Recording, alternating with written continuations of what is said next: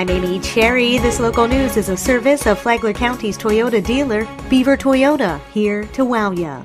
A Bunnell woman is charged in the shooting death of her boyfriend, John Arking reports. 43-year-old Tammy Almond was charged Saturday with manslaughter with a firearm in the death of 56-year-old Daryl Wilson as he house-sat a home for a friend. Police say Wilson was shot in the head by Almond, who later said she didn't think the rifle was loaded. The pair had been dating on and off for several years. Almond claimed that she had found the rifle behind the front door and was holding when Wilson entered the room and yelled bang, at which point she pulled the trigger. When asked if she'd been startled, Almond reportedly said she had not, and that she knew better. Almond's being held on a $250,000 bond at the Flagler County Jail, while the Bunnell Police Department continues to investigate the shooting, along with the Flagler County Sheriff's Investigative Services Division and the State Attorney's Office. From the WNZF Newsroom, I'm John Arking. This portion of WNZF Local News, a service of the Daytona Beach International Airport. Fly to the Big Apple in a New York minute on JetBlue from the Daytona Beach International Airport.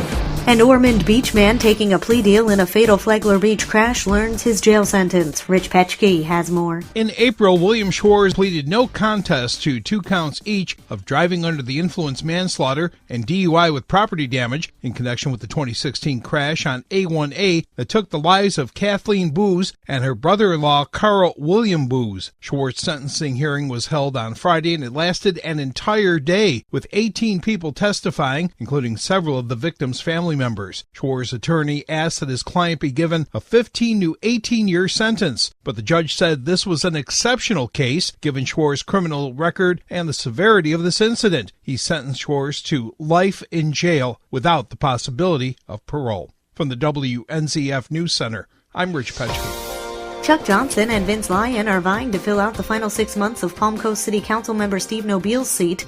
Nobile, who represented District 4, stepped down so that he could move to Tampa with his family. Johnson tells WNZF's Free for All Friday he's lived in Palm Coast since 1998 and ran for mayor in 1999. It was quite an experience for me, and I love the city, and my wife and we don't plan on going anywhere, so we're going to be around for a while. I want to listen to the people. Lyon tells WNZF's Free for All Friday that he can help out the city in the short term. I see this as a 6-month position, that whoever gets elected in November will take the seat, as it not being sort of an ambition to do this, carry this through. This is a need that the city has, and I believe I can help the city through this time that they need to fill this. Both will be interviewed by City Council tomorrow, along with Robert Thomasy, who declined an invitation to appear on Free for All Friday.